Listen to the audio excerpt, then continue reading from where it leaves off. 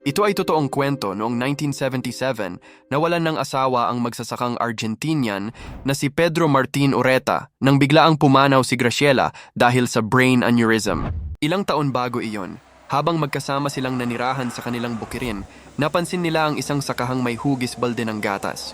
Pirong sabi ni Graciela, "Gusto kong gumawa din tayo ng ganoon." Pero gitara ang hugis dahil mahal niya ang instrumento. Sinabi ni Pedro na pag-uusapan nila yon sa ibang araw, ngunit hindi na dumating ang pagkakataong iyon.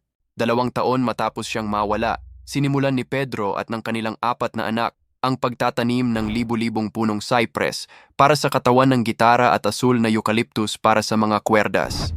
Sa loob ng 40 taon, unti-unti nilang nabuo ang napakalaking gitara na umaabot ng 2-3 milya sa kapatagan ng Argentina, kitang-kita mula sa himpapawid at maging sa mga satellite images.